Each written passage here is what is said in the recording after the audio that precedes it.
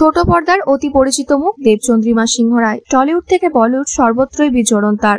কাজ করেছেন একাধিক বাংলা সিরিয়াল, সিরিজ ও সিনেমাতে। বলিউডেও একটি সিরিয়ালও করেছেন। সম্প্রতি একটি ভিডিও পোস্ট করেন অভিনেত্রী। বলেন, কলকাতায় তিনি নিরাপত্তাহীনতায় ভুগছেন।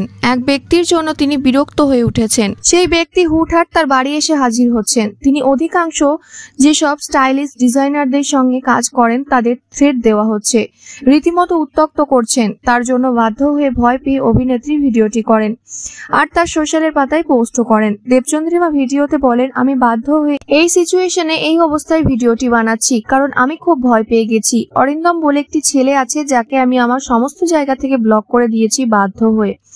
আমি নিশ্চিত সে মানসিকভাবে সুস্থ নয়। সে নিজেকে আমার ফ্যান বা হেটার্স কোনো কিছু বলেই দাবি করে না। আমি নিজেই বুঝতে পারি না সে কি।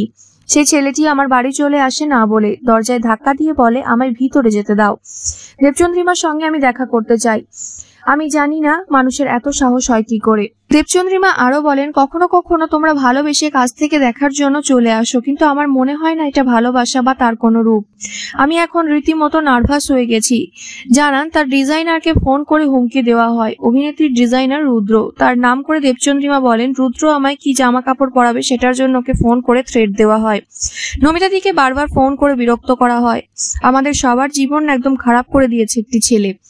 ওর কাছে ভাগ্যবশত আমার নাম্বারটা নেই, না হলে বোধহয় এতদিনে অনেক কিছুই হয়ে যেত। অভিনেত্রী আরো বলেন, ছেলেটি মানসিক ভারসাম্যহীন। ছেলেটি একাধিক নাম্বার থেকে ফোন করে তাকে। তার কাছে অন্তত 20-25টা নাম্বার আছে, শুধুমাত্র দেবচন্দ্রিমার কাছে পৌঁছানোর জন্য। অভিনেত্রী বাধ্য হয়ে ওর সাথে কথা বলেন এবং কল রেকর্ড করেন। অভিনেত্রীর ওপর চিৎকার করতে থাকেন ছেলেটি। নায়িকা নিরাপত্তাহীনতায় ভুগছেন। তিনি বলেন, কলকাতায় আমি একা।